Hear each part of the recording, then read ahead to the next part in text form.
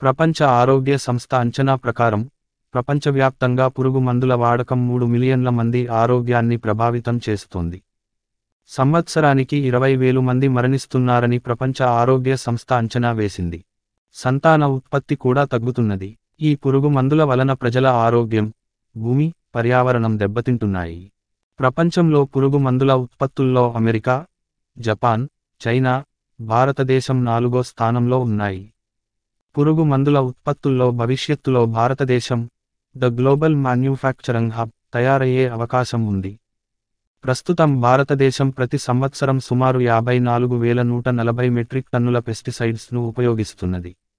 మొదటి స్థానంలో మహారాష్ట్ర 13,175 మెట్రిక్ టన్నులు, పంజాబ్ 11,688 మెట్రిక్ టన్నులతో రెండో స్థానంలో ఉంది.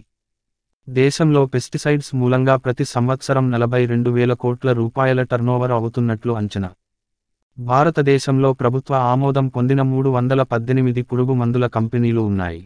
ప్రపంచంలో 1 హెక్టారుకు సగటున 500 గ్రాముల పురుగు మందులు ఉపయోగిస్తున్నారు.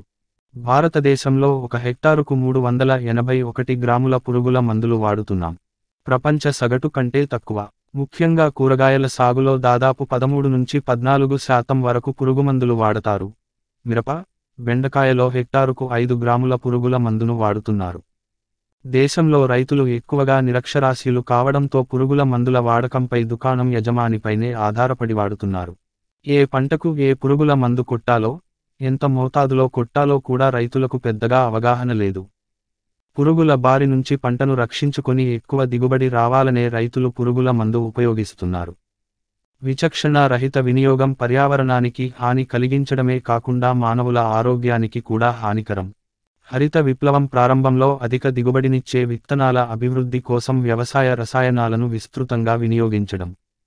తత్ఫలితంగా దేశం ఆహార ఉత్పత్తిలో స్వయం సమృద్ధిని సాధించింది. కానీ, పురుగు మందుల వాడకం విస్తృతమవడంతో అనారోగ్య సమస్యలు తలెత్తాయి. దేశంలో 234 పురుగు మందులలో 24 రకాల పెస్టిసైడ్స్ క్యాన్సర్ కారకాలుగా గుర్తించబడ్డాయి. కూరగాయలు, పండ్లలో క్రిమిసంహారక మందులను నిరంతరం ఉపయోగించడం వల్ల మానవ శరీరంలో ఈ పురుగు మందుల రసాయనాలు పేరుకుపోతున్నాయి. ఫలితంగా క్యాన్సర్ వంటి వ్యాధులు వస్తున్నాయి. దేశంలో ప్రజలు వారి ఆహారం ద్వారా ప్రతిరోజు 0.5 మిల్లీగ్రాముల క్రిమిసంహారకాలను తీసుకుంటున్నారని శాస్త్రవేత్తలు చెబుతున్నారు. రాజీవ్ గాంధీ క్యాన్సర్ ఇన్స్టిట్యూట్, పరిశోధనా కేంద్రం, భారతదేశంలో క్యాన్సర్కు మొదటి కారణం పొగాకు, రెండవ కారణం పురుగు మందుల వాడకం అని ధృవీకరించింది. పర్యావరణంపై ప్రభావం పడుతున్నది. పురుగు మందుల, రసాయనిక ఎరువుల ఉపయోగంతో మెదడు, కాలేయ, చర్మం పునరుత్పత్తిని, పక్షుల జనాభా తగ్గడానికి దారితీస్తుంది. పక్షుల, జంతువుల మరణాలపై ప్రభావం చూపుతుంది. పురుగు మందులు, రసాయనిక ఎరువులు మూలంగా భూమిలో రోజు రోజుకు వానపాముల సంఖ్య తగ్గిపోవడంతో పంటల ఉత్పత్తి తగ్గుతుంది. క్రిమిసంహారకాలను పొలానికి ప్రయోగించినప్పుడు అది మొదట మట్టిని కలుషితం చేస్తుంది.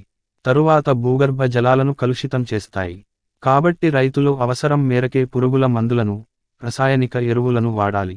పురుగు మందులను, రసాయనిక ఎరువుల ఉపయోగాన్ని, దాని వల్ల వచ్చే నష్టాలను రైతులకు ప్రభుత్వాలు వివరించాలి. పురుగు మందుల, రసాయనిక ఎరువుల కంపెనీలపైన ప్రభుత్వ నియంత్రణ పెరగాలి. ముఖ్యంగా ప్రభుత్వాలు వ్యవసాయంలో పురుగు మందులు, రసాయనిక ఎరువుల వాడకం తగ్గేలా చర్యలు తీసుకోవాలి.